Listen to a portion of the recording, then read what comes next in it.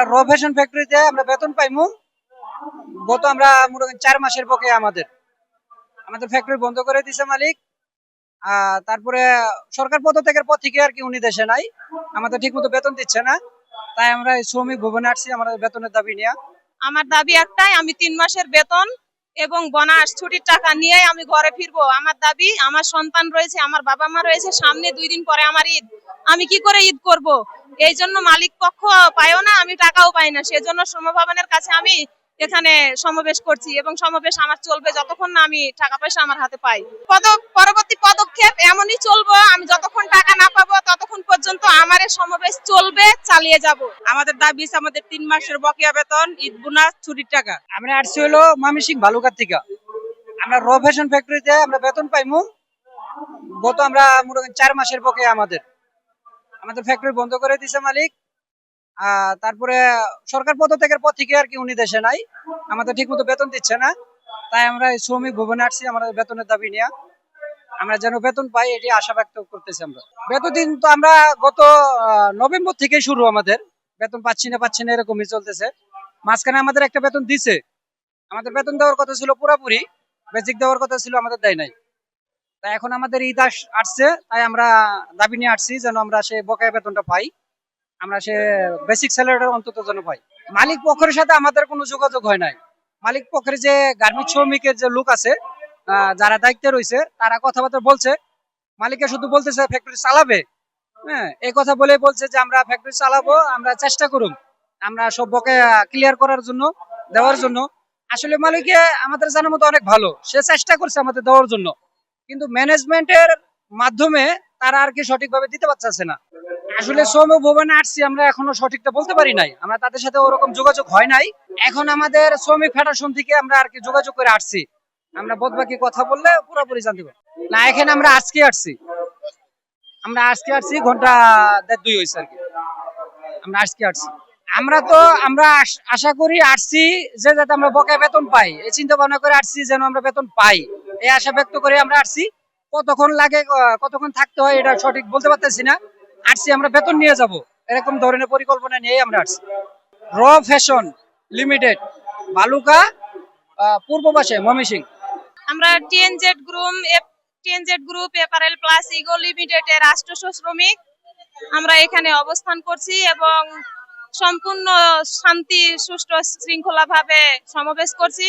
সমাবেশের কারণ হলো আমরা 3 মাসের বেতন এবং বোনাস ছুটির টাকার দাবিতে আমরা এই শ্রম ভবনের সামনে সমাবেশ চালাচ্ছি এবং আমাদের সমাবেশ চলবে। গতকাল 5:30 বাজে আমি এই গেটের সামনে আহত হয়েছি এবং সমভবনের কোনো স্টাফ কিংবা সমভবনের কোনো ম্যানেজমেন্ট আমার এসে এখনো তদন্ত নেয় নাই এবং দেখে নাই যে আমি কি কারণে আহত হলাম, কি কারণে আমার এই অবস্থা, তারা এখনো দেখে নাই। সেনাবাহিনীর লোক আমার পক্ষ থেকে আমারে সরকারি হসপিটালে ভর্তি করে আমার এখানে রাইখে গেছে। এরপরে কোনো লোক আমার কাছে আসেনি, কোনো প্রশাসন আসে নাই, কোনো মালিক পক্ষের লোক আসে নাই এবং কোনো কলকারখানা বিজিএম কোনো লোকই আসে নাই। তো আমাদের দাবি, আমি যে এখন আহত হয়েছি তবু আমি বাসায় ঘরে ফিরে যাই নাই। আমার দাবি একটাই, আমি 3 মাসের বেতন এবং বোনাস ছুটির টাকা নিয়ে আমি ঘরে ফিরবো। আমার দাবি, আমার সন্তান রয়েছে, আমার বাবা মা রয়েছে, সামনে 2 দিন পরে আমার ঈদ। আমি কি করে ঈদ করব? এই জন্য মালিক পক্ষ পায়ও না, আমি টাকাও পাই না। সেজন্য শ্রম ভবনের কাছে আমি এখানে সমাবেশ করছি এবং সমাবেশ আমার চলবে যতক্ষণ না আমি টাকা পয়সা আমার হাতে পাই। 3 মাস ধরে বেতন পাই না, তারা তো অনেক ডেটই দেয়, কলকারখানা বলেন, বিজিএম বলেন, এখন আবার লাস্ট পর্যায়ে শ্রম ভবনে 20 তারিখে একটা ডেট ছিল টাকা দেওয়ার, সে ডেটেও তারা টাকা দেয় নাই। পরবর্তীতে আমরা বললাম যে আমরা যদি পরবর্তীতে এই ডেটে যদি টাকা না পাই, পরবর্তী পদক্ষেপ আমরা কি নিতে পারি। তারাই বললো যে তোমরা এখানে আসবা, আমাদের জানাইবা। আমরা এখানে জানাই, তাইলে তাদের ভিতরে আমাদের 10 জন প্রতিনিধি গেলে এবং আমিও একটা প্রতিনিধি ছিলাম তার মাঝে, তারা আমাদের সাথে এমন খারাপ বিহেভ করে কথাবার্তা বলে। আমাদের 10 জন প্রতিনিধিকে বলে তোমরা কি এখানে মাস্তান আসছো, তোমরা কি এখানে গন্ডামিগিরি করতে আসছো। আমাদের মানে কথাও কোনো এলাও করেনি, তারা আমাদের ভিতর থেকে বাইর করে দেয়। আমাদের পরে তোমরা নতুন করে একটা সজীবে দরখাস্ত দাও। আমরা বললাম যে আমরা যে সজীবে দরখাস্ত দিব, আমাদের তো হাতে আর সময় নাই, 2 দিন পর ঈদ। আমরাও তো চাই আমাদের স্বামী সন্তান, মা বোন, ভাই বোন, আত্মীয় স্বজন তাদেরকে নিয়ে ঈদ করতে, তো আমাদের হাতে সময় কোথায়। আপনাদের কাছে আইলাম যে আপনাদের মাধ্যমে আমরা যাতে তাড়াতাড়ি আমাদের স্যালারিটা পাই। তা আপনাদের দ্বারাই যেহেতু আপনাদের ডেট অফ ফেল, তাহলে আপনারাই পারেন মালিক পক্ষকে হাজির করতে অথবা শ্রমিকের বেতনটা আদায় করতে। আপনারা যদি না পারেন তাহলে আমরা এখন 2 দিনের মধ্যে সচিবের কাছে যাই কি করতে পারি, এই কারণে আমরা এখানে অবস্থান করছিলাম। এই বলে আমার বক্তব্য শেষ করছি। যতক্ষণ না আমি আমার বেতন পাচ্ছি ততক্ষণ আমি শ্রম ভবন ত্যাগ করবো না, ঘরে ফিরেও যাব না। আমি আহতই থাকবো এই শ্রম ভবনের সামনে। পরবর্তী পদক্ষেপ এমনই চলবো, আমি যতক্ষণ টাকা না পাবো ততক্ষণ পর্যন্ত আমার এই সমাবেশ চলবে, চালিয়ে যাব। এখানে যদি আমার শহীদ হইতে হয় তবুও স্বীকার, আমি গার্মেন্টস শ্রমিকের জন্য শহীদ হইতে প্রস্তুত। গাজীপুর থেকে আসছি। আমাদের অফিসের নাম হচ্ছে টিএনজেড গ্রুপ, অফিসের নাম হচ্ছে অ্যাপারেল প্লাস ইকো লিমিটেড। আমরা আসছি কালকে সকালে 10টার দিকে আসছি, তো এখনো পর্যন্ত আছে। আমাদের সমস্যা এখনো পর্যন্ত সমাধান হয় নাই। আমাদের দাবি হচ্ছে আমাদের 3 মাসের বকেয়া বেতন, ঈদ বোনাস, ছুটির টাকা। না, এখনো পর্যন্ত আমাদের সাথে ওরা মানে বিভিন্ন ডেট দেয় কিন্তু টাকা দেয় না। কথা হয়েছে বলতে হ্যাঁ, বিভিন্নবার মিটিং হয়েছে কলকারখানায়, বিজিএম এ আমরা গেছিলাম, 3 দিন ছিলাম।